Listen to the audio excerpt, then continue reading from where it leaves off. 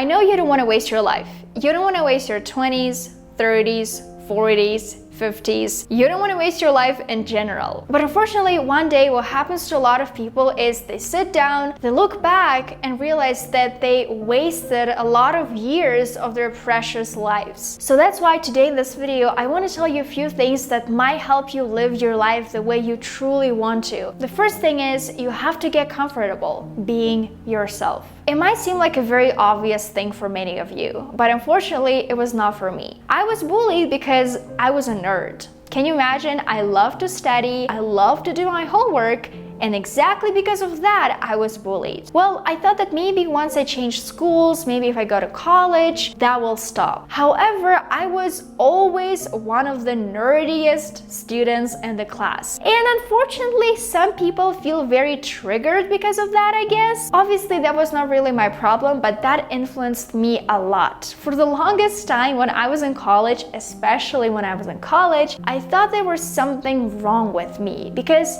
I couldn't really build meaningful connections because people were always referring to how I love to do my homework, I love to study everything, and I'm such a nerd. And for the longest time, I always felt like wanting to learn something new is a bad thing. I couldn't accept myself. I couldn't accept the fact that I love to ask the question, why? I'm not satisfied with a simple answer. Why is this? Why is that happening? So can you imagine how happy I was when ChatGPT was first introduced? I was like, oh my god, I can just ask ChatGPT all of my questions and feel calm.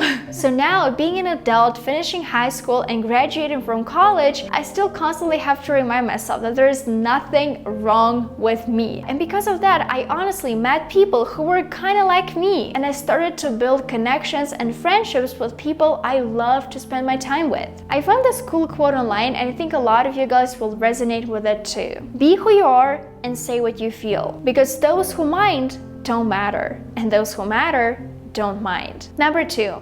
You have to value your core values and priorities. The truth is, if you don't know where you're going, you'll end up somewhere. But somewhere else, not where you actually want to be. That's why people always talk about the importance of setting goals. But I want to add here how important it is to live according to your values and understand what your values are. Because what I see time and time again is when one person doesn't really want to date seriously, but the other person really does. The other person is looking for a serious relationship. Sometimes what happens is this other person agrees to this lesser situation, to not really something ideal for them. And this makes this person very upset eventually, very unhappy, because this person isn't living according to their core values. So how can you understand what your core values and principles are? First, take some time to self-reflect. Consider different aspects of life that bring you joy, fulfillment, and a sense of purpose. I think answering these questions might also help you. What activities make me feel alive and passionate? What qualities do I admire in others? What are the guiding principles that I want to uphold in my life? Number 2 is identify key themes. Try to look for common things and patterns in your answers. And based on that, identify the values that consistently show up and resonate with you the most. For example, you might realize that authenticity, adventure, and kindness are important to you. Try not to create like a huge list.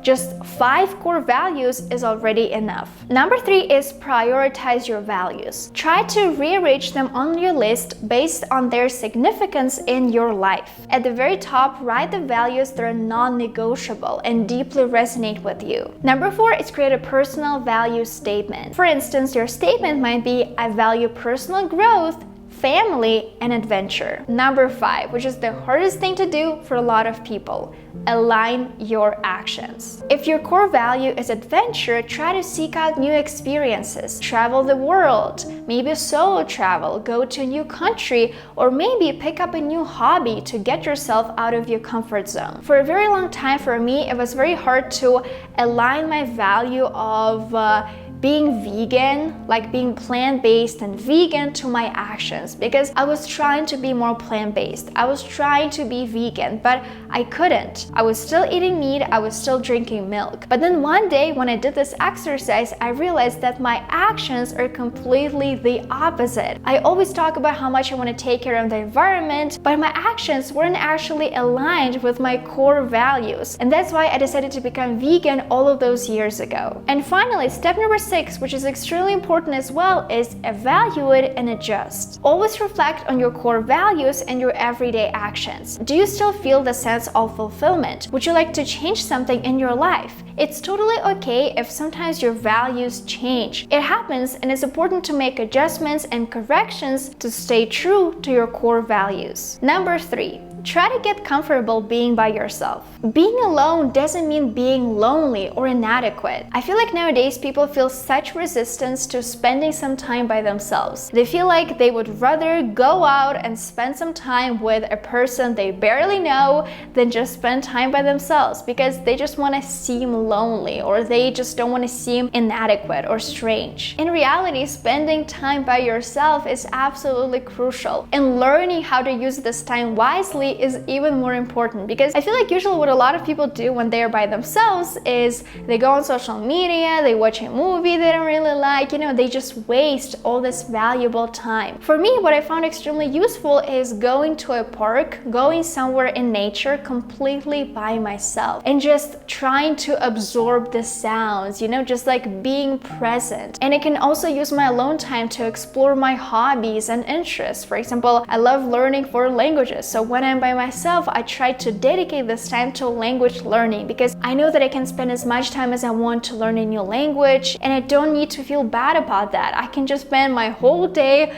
learning new languages if I want to. But one of the things that I was able to do as well, thanks to this alone time, is start my YouTube channel and film all of these videos for you guys. Because when I spend time by myself, I research things about YouTube. I look up how other people film their videos. I look up how I can improve the quality of my videos, for example, with lights or the way I talk. I try to teach myself how to speak better in front of a camera. So I learn all of those things when I spend time by myself. Number 4 is realize that you know nothing. Learners ask questions rather than act as if they know all the answers. And it's practically impossible to waste your life if you're humble and open to new ideas. The reason why it's so hard for many of us to adopt this beginner's mindset is because of our egos. It's hard for us to let go of all of those preconceived notions of what we think of ourselves or what the society thinks of us. If we are very knowledgeable in a particular field and we decided to venture into a completely different field, we're afraid that people are going to think of us as stupid and not knowledgeable, and we're so used to having this image of knowing everything. And that's exactly why some people seem so stubborn to change their opinion, because when they think that they know something, this protects their ego. Once they start questioning what they know, obviously it's a very hard blow on their egos, because they start thinking, oh my god, maybe I was wrong, maybe I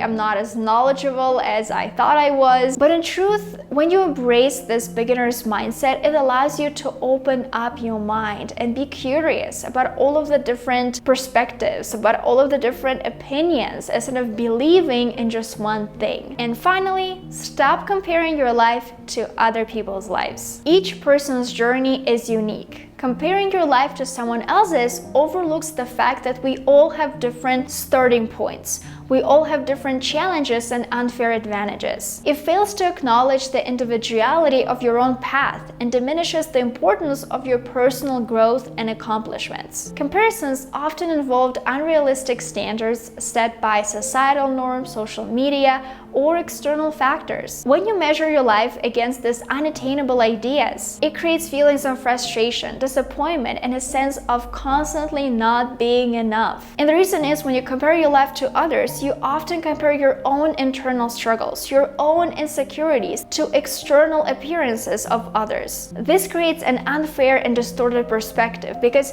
you're comparing your own behind the scenes to someone else's highlight reel. And when that happens, you don't feel great at all. If you feel like there are some people on social media, for example, who are triggering you with their posts or everything they're talking about, just stop following them. This is something that's gonna help you and make your life easier. Honestly, sometimes when I don't use my phone at all for a whole day, when I'm not on social media, when I'm not just scrolling mindlessly, it honestly makes my day so much happier because I know how addictive and damaging social media can be. Even if you're following all the right people, you just click on a different tab, you click on For You page, and you see some new random people, and those people don't make you feel good, maybe with their posts or their ideas. And on a subconscious level, you start comparing your life to their life because that's what we do. That's what we trained our brains to do. Every time we open social media, we think, oh, they have this and I don't have this. This constant comparison game only makes you feel worse about yourself. So I think I would like to wrap up this video on this note. I really hope this video will help you reflect on your life and make choices and decisions that you feel proud of. If you like this video, don't forget to give it a thumbs up and subscribe to my channel, and I'll see you in my next video.